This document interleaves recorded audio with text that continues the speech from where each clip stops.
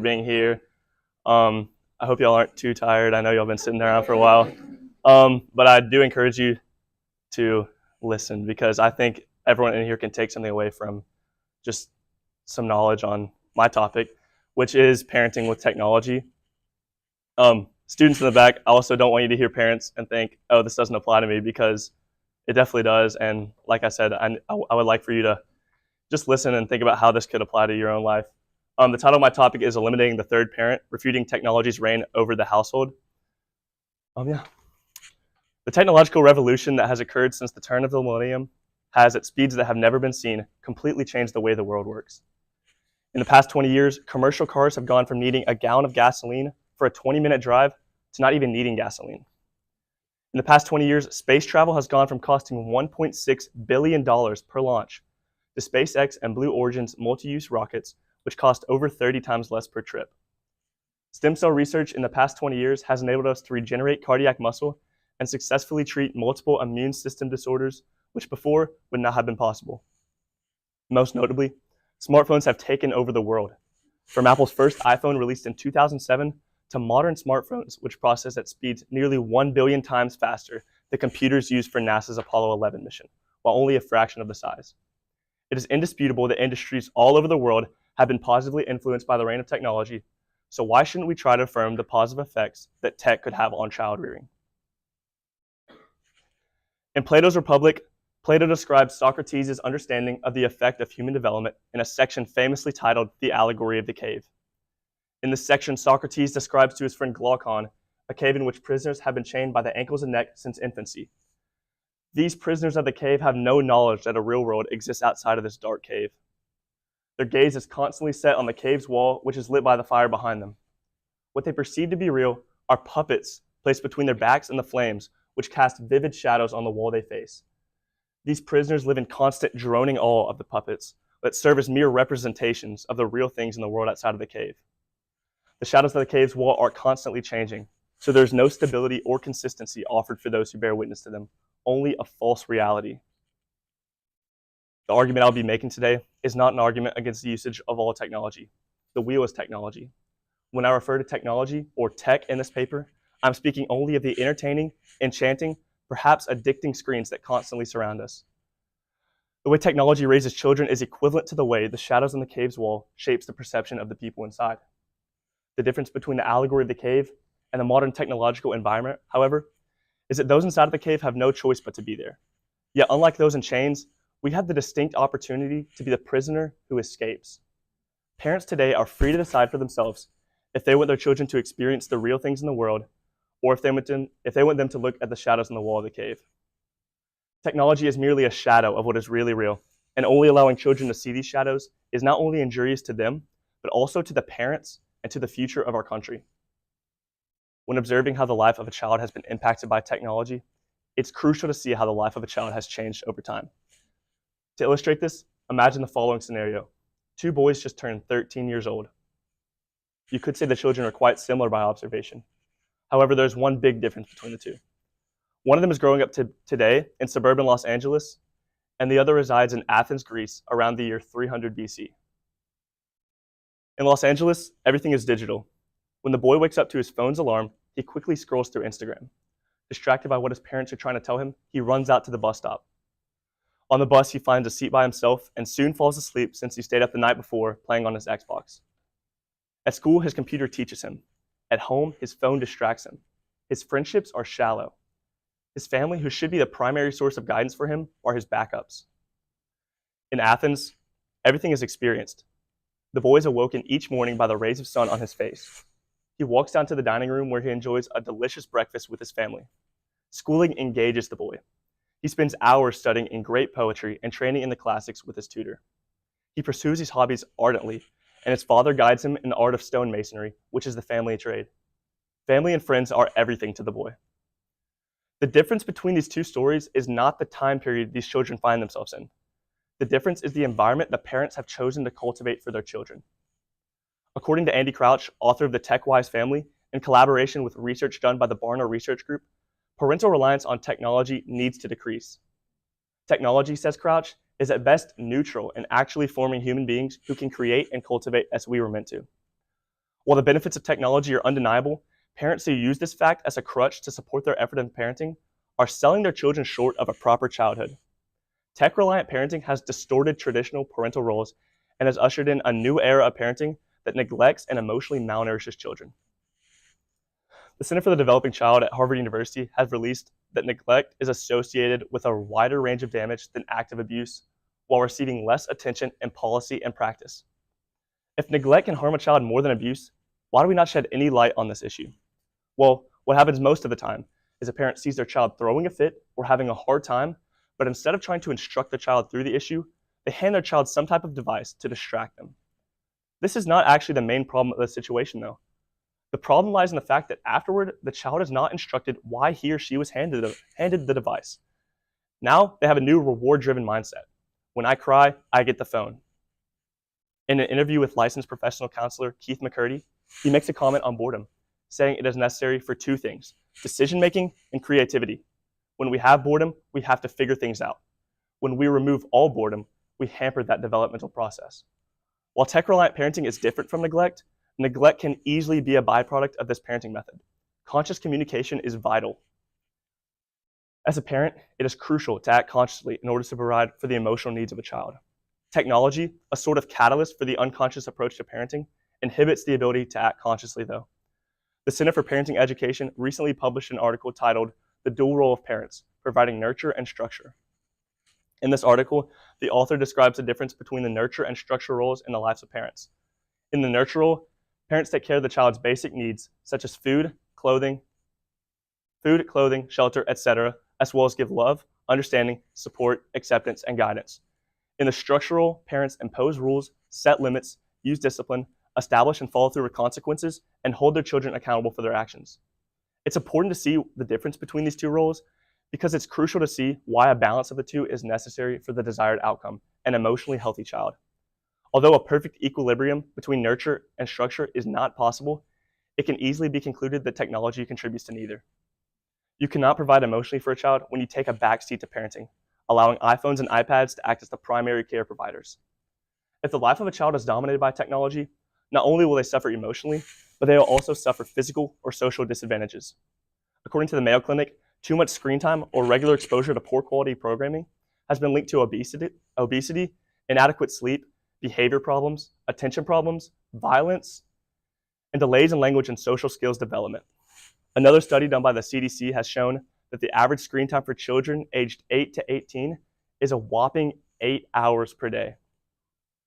With such scientific studies supporting these claims, and also taking into consideration that the average screen time for children continues to rise, parents must be careful before they're tempted to hand their child a device to make their own life easier. Keith McCurdy, in our interview, restated an article done by the Pew Research Center, saying, in 2012, 8.4% of teenagers had clinically significant levels of anxiety and depression. In 2022, it was 29.8%. If you ask yourself what happened in this 10-year window that caused such a dramatic spike in these levels, we can find nothing. There were no major wars, no major traumas, healthcare was much better, there are more services available for their age, but what we do see is that in 2012, we start crossing the threshold of over 50% of teenagers being on social media. Now that number is 97%. A tech-ruled lifestyle could end in the same cause and effect that comes from miseducation that smoking cigarettes has shown. Let me explain. In the early 1900s, when there was no way to observe the long-term effects of smoking cigarettes, this behavior seemed harmless. Many considered smoking to even be a healthy or medical habit. Alcohol, smoking, and gambling all have minimum age requirements because they're considered to be dangerous for children to participate in, which is true. An interesting observation McCurdy makes, though, is that the majority of people suffering or dying from these harmful practices begin participating in them prior to the minimum age requirement. New studies done by Sapien Labs have shown that the stimulation a person receives from social media is actually greater than that of all three of those mentioned addictions. In the foreseeable future, we will likely be just as apologetic about tech overuse as we are now to those who are ignorant of the long-term and negative effects that come from smoking cigarettes. Andy Crouch puts it like this: when previous generations were confronted with the perplexing challenges of parenting, they could fall back on the wisdom of generations. But this rate of technological change has surpassed anyone's ability to develop enough wisdom to handle it. Parents must learn from humanity's mistakes, look forward, and decide that technology is something which should be greatly limited in the household, starting with having a minimum age requirement for social medias. One often unnoticed fact of this argument is the effect that this type of parenting will conversely have on the parent. Parents most of the time do not hand their child a screen to make their children's life easier, but rather to make their own life easier. It becomes difficult for a child to begin relying on their parents when they're used to relying on technology, in the same way that it's difficult for a child when they're old enough to begin walking when they're used to being pushed around in a stroller. The issue with this is that being pushed around all the time does not build any type of mental or physical strength. The easiest way is almost never the right way. Parents must attempt to walk with their children through these difficulties, and they, as well as their children, will begin to develop a stronger character. A new study done by Barna Research Group has shown that the reason parents today think parenting is harder now than ever is because of technology and some of its negative aspects, which include a struggle finding a balance between online and physical activity, inappropriate or pornographic content, and online bullying, just to name a few. If you can visualize these negative aspects of technology, you can see how they might conversely affect the parent. Like the parents of the child in the Los Angeles narrative I presented earlier, it becomes difficult to connect to your child when they would prefer to connect to their iPhone or Xbox instead. This further supports my claim that parents must attempt to control the overuse and abuse of technology's so-called benefits. After all, if the drawbacks of something outweigh the benefits, should we even try to harness the benefits to begin with? Instead, parents play with a deadly fire, which will eventually burn the household to the ground. It is no secret that technology drives much of our habitual decision-making.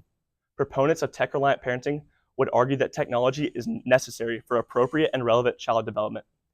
These proponents would also argue that the technology they provide their children with is educational and sets their children up for success in the modern world.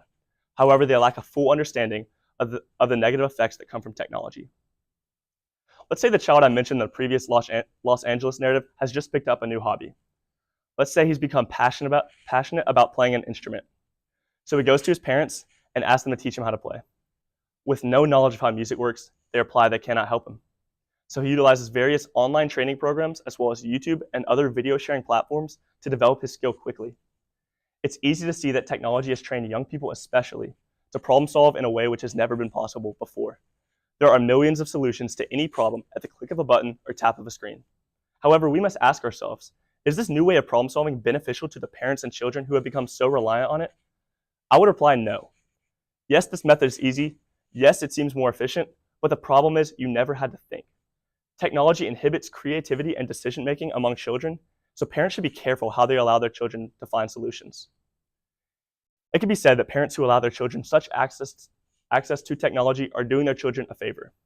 After all, this is a tech-oriented world, so is allowing children access to technology not just allowing them to communicate with the world in its modern state? One who supports this might ask, how can you expect my child to be digitally literate when you're eliminating the amount of time they can use technology? A study done by VTech has shown that the average time it takes for a child to learn technology is surprisingly quick. Since the time it takes for a child to pick up and master technology is proven to be so short, children should not be required to learn using technology from such an early age. Why, though, should we just consider those who are fully capable of learning and growing the way an average child does? A special needs center tech company called Brainwave describes the benefits of assistive technology for children with disabilities, the three main ones being enhanced learning opportunities, social inclusion and independence, and greater emotional well-being. If that statement, which countless of studies have proven, is true, then how can I still argue against technology? While it is true that technology has opened a new door for children with disabilities, when tech usage for anyone becomes unrestricted or unjustified, this becomes an issue. This can also be described the way author Andy Crouch describes it, as being outside of its proper place. So my answer to that original question is another question. Is not the proper place for technology different from child to child?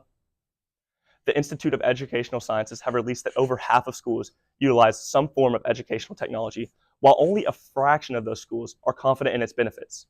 These schools dive into technology ignorant of the negative effects that technology generates, using tech for tech's sake. If schools continue to purchase and employ technology at this rate, it will not be long before we drift completely away from the education system we all know and drift right towards the shadows of the wall of the cave. The main group of parents who have yet to be addressed are those who believe technology has little or nothing to do with the way their child turns out. These parents may attribute the different behaviors of the children in the previous narrative to genetic traits or natural tendencies. After all, they are different children, so shouldn't they be expected to act differently? While it is true that nature does play some role, This does not warrant the neglect of nurture, which is primarily required in the lives of children. When I was younger and my parents were overseas in the process of adopting my little brother, my other brothers and I would Skype them every day. Technology can connect people from anywhere in the world, but this does not truly replicate the authenticity of being there with that person. Science Direct Journals has claimed that compared to technology-mediated interaction, such as social media, in-person interactions are characterized by enhanced intra and interpersonal outcomes, higher satisfaction of belongingness need, and greater bonding experience. We once again find ourselves returning to the allegory of the cave and the realization that all technology can ever be is a substitution or shadow of what is real. Knowing the disadvantages that occur from parents' over-reliance on technology, I urge you to consider the need for tech to be given its proper place in the home, a place where it does not interrupt the vital connection between parent and child. Technology has torn down the walls which have previously held the family together, ushering in a new era of parenting that is dangerous to the children who are being raised by it. If we continue to allow technology to overtake more spheres of our lives, it will not be long before tech becomes the primary or even sole influence in the lives of children. I urge you parents in the room, and even children, to recognize the problem that has gone under the radar for far too long. This problem is only getting worse. In order to fix the technology problem by which we have all been absorbed, we have to actually desire the change. God knows our situation. He will not judge us as if we have no issues to overcome. But what matters is the perseverance and sincerity of our will to overcome them. Before we can be cured, we must want to be cured. God intends for our families to be tight-knit and characterized by love. So if we want to follow God's design for a family, He is eager to be by our side to help us through the difficulty that will come with it. I would like to push each of you to action today to help rebuild the household that's been torn down by technology's dangerous effects. I desire that each person in here will begin to take steps to limit tech usage in their own life and rely on strength from God to endure the difficulty that will come with it. Remaining in the sphere of tech's influence is selfish and destructive, and continuing to use technology anywhere outside of its proper place will continue to fan the forest fire that is tech's increasing use. So let us be the first to recognize the issue presented today and do our part in eliminating the modern-day third parent, technology. Thank you.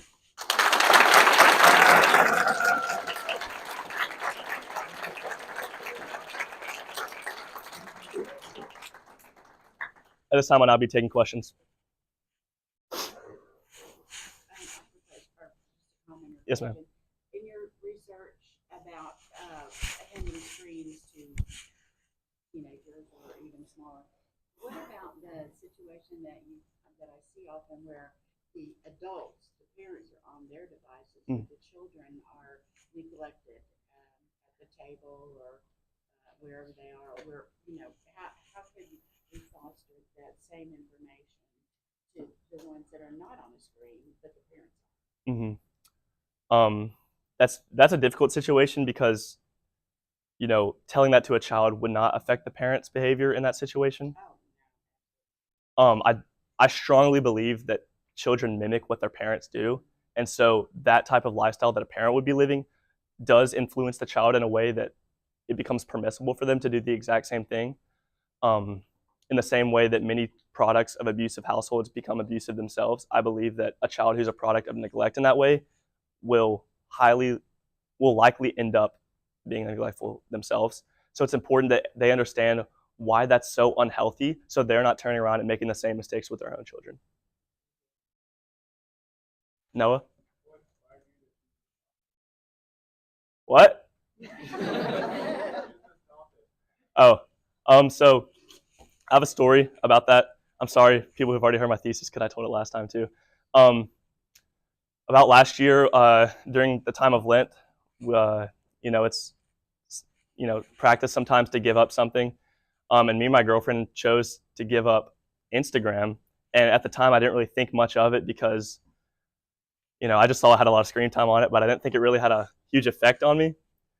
And then I deleted it and noticed something pretty dramatic and scary, because the next day, actually not even the next day, probably the next hour after I deleted it, I pulled out my phone and swiped to exactly where I knew Instagram was on my phone, and it wasn't there, and I felt pretty stupid. And I was like, wow, I think I relied on it a lot more than I thought I did. And then I began to this is around the time also we were picking a topic for senior thesis around spring last year. And I began to kind of observe where that issue can come from. I think my parents did a great job of limiting technology usage as I was growing up, but I would see people occasionally around me that I could notice that it was extremely permissible, or like it was extremely prevalent in the household to just be on technology all the time, and I could see it in the way they would interact with others and just things like that. And I kind of started. It led to a study on the root problem, and yeah, that's pretty much where I came up with that topic. Hilton, that's a good question. I think I talk a lot about proper place in my paper, and so I do believe it shouldn't be the exact same for every child. It's something that comes with maturity. I do think a lot of things that come with technology should be allowed around the time they're driving because they need the ability to be able to communicate. But I think at that point they can also try to decide for themselves if they believe they're mature enough to handle technology or social media, like you said. It's a very addictive platform, social media is. So parents should be extremely careful how they allow it, which ones they allow, because there are different types of social media. And I typically believe it should come around 17 or 18, like as they're getting ready to go off to college. I think around that time, because it is helpful in college to connect to people using social media. But it's a maturity thing because it can easily develop into an addiction that's not good for the kid.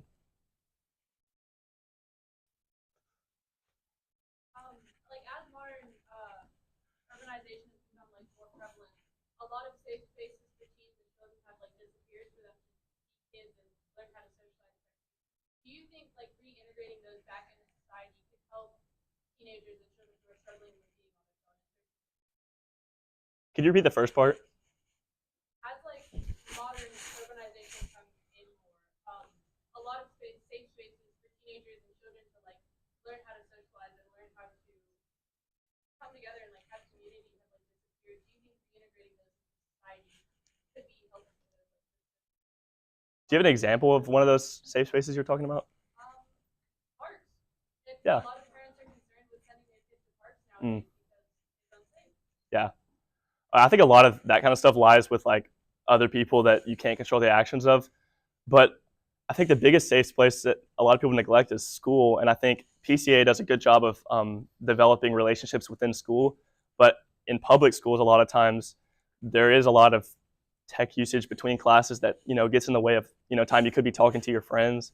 I think that's the main reason people don't want to like go outside as much anymore, because in their mind they can interact the same way with their friends when they're on their Xbox or something like that, which to a degree is true. But you have to understand that it's just a shadow of being there with that person. Going out and actually doing something with them is where you're going to receive like the highest level of fulfillment. And I think people that have that mindset of like wanting to be there with that person will find safe spaces and those kind of places that they can be with the people that they love. Mr. Davis? So if you recognize your child has an addiction to social media, do you have any recommendations for parents? Yes, I do.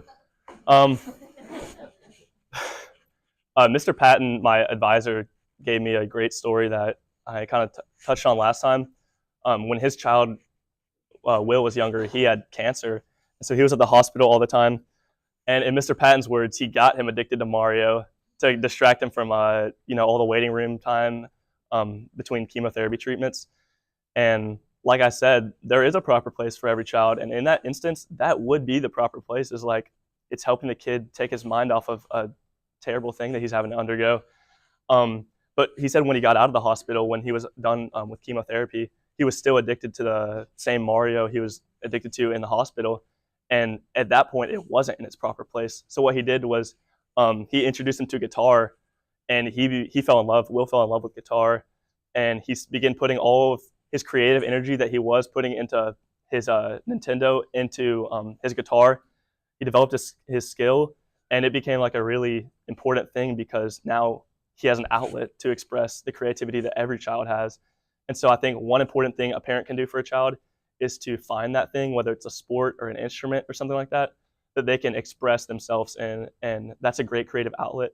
Also, they can do the basic things like having tech-free zones in the house, like the dinner table or in the bedroom, and also just overall limiting technology for them, because you can kind of wean them off in the same way that like people that are undergoing like rehab for drugs are weaned off of their drugs. Like, you know, start limiting the technology over time it will become less of an issue. Besides that, just setting the example as the parent, because like I said earlier, the child is going to mimic what the parent does. So if you're not living out what you're trying to tell your child, they're not going to listen to you at all. And this, like, if you had a dirty room all the time, your child wouldn't see that and be like, "Oh, I should go clean my room." You have to live out the message you're trying to get your child to follow. Yeah, that's all.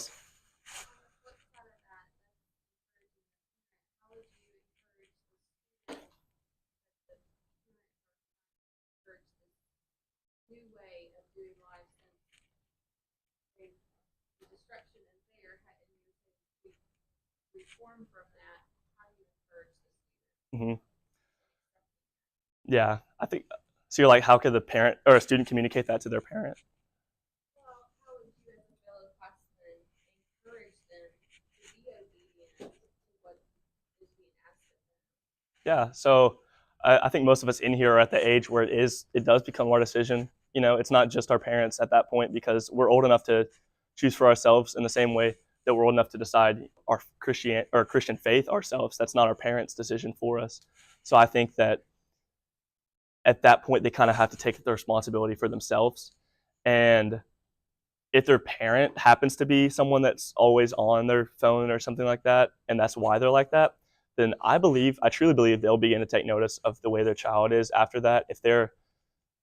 And obviously you can talk to your parent if they're like that too. It's a difficult thing, but sometimes it's necessary. And there's plenty of resources out there with studies and things that I've consulted myself for this project that you could show your parent in that instance to kind of open their eyes to some of the dangerous things that come with technology and social media and that kind of thing. But I think for the child individually, it is their choice, and the parent can't always choose for them. They have to kind of take the leap of faith themselves. In response to a question, person before you had talking about Alexa and Siri. There's one on AI. What's your opinion On having those in the household, I think they're just a tool. I think a lot of people think they're going to use it a lot, and they don't end up using it that much. So I don't really see a huge problem with it, unless you're sitting there having a conversation with it all day. I don't really see that happening, though. I guess there are maybe some specific instances where that could be an issue, but just having it in the household isn't really something a child can get like addicted to necessarily. So I don't really see a huge problem with that. Shani? Yes. Okay. So you mentioned you gave up Instagram. Mm-hmm. Did you put it back on your phone? I did. And what other social media do you have, and how have you governed yourself now? Yeah. So when I say I did, I don't always have it. I typically get it to just post occasionally for stuff, and I try to delete it back after that. And then I've slowly noticed, like, when I take away one social media, I kind of run to the next one and like spend all my time on that. And so I've kind of gone down the line and deleted some, and now I just spend my free time on the calculator app. Not really. But yeah.